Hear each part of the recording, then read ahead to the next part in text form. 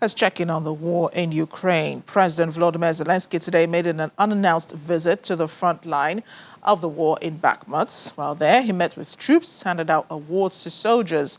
Bakhmut has been a key target for Russian forces in recent times and has been extremely damaged because of the attacks.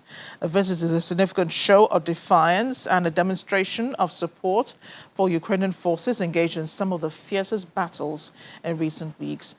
President Zelensky's trip will be compared with recent public appearances by the Russian President Vladimir Putin, who on Monday traveled to Minsk for the first time in more than 3 years to meet Belarusian President Alexander Lukashenko, a longtime ally.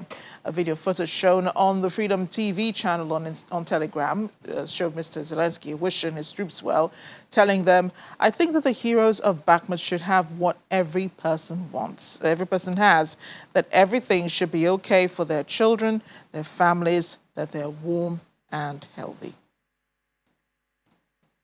Meanwhile, Ukraine's Foreign Minister Dmytro Kuleba has accused the UN of delaying sending officials to Ukraine to inspect drones used by the Russian forces that Washington said were supplied by Iran. Russia has denied its forces used Iranian drones in Ukraine and argues there's no mandate for UN officials to travel to Kyiv to investigate the origin of the drones. Iran has acknowledged it did supply Moscow with drones, but said they were sent before the Russian invasion of its neighbor.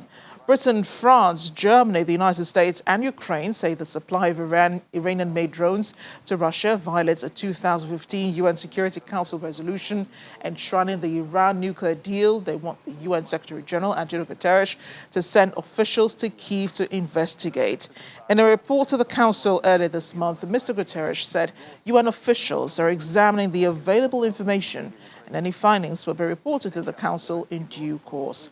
When asked on Monday about the pressure he faced, Guterres told reporters the Western accusation that Iran had supplied Russia with drones used in Ukraine was being looked at in the broader picture of everything that they're doing in the context of the war to determine if and when UN officials should be sent to Kyiv.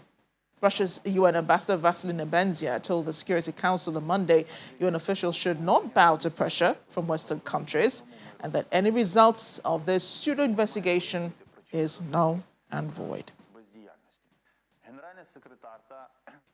In the meantime, Russia has reported the deaths of 3 people after a blast ripped through a gas pipeline in Vernadsky district in the central part of the country.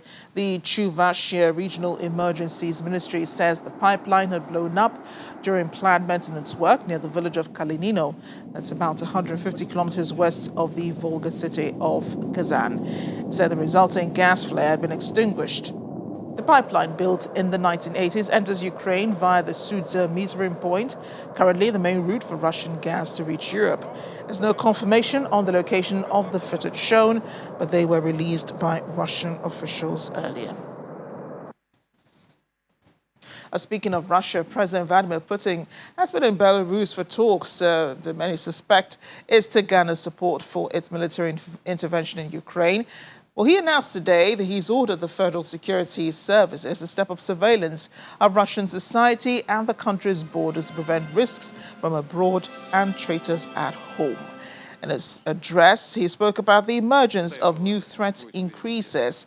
In Putin's words, work must be intensified through the border services and Federal Security Service. Any attempt to violate it, that's the border, must be thwarted quickly and effectively using whatever forces and means we have at our disposal, including mobile action units and special forces. Now, the FSB is the main successor to the Soviet-era KGB.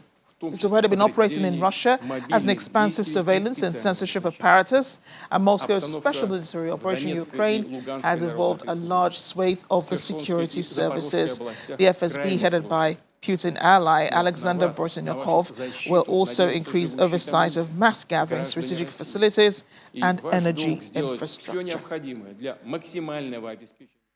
Now, the Russian president has also been awarding Russian-installed leaders of the 4 regions recently annexed in Ukraine, talking about Kherson, Zaporizhia, Luhansk, and Donetsk regions of Ukraine. Held a brief ceremony earlier in which he shook their hands, decorated them with sashes, and the audience paying really close attention to the event there. And Ukrainians scattered around the world because of the Russian invasion have been making Christmas preparations, just like everyone else, from baking Christmas cookies at home to caroling with neighbors.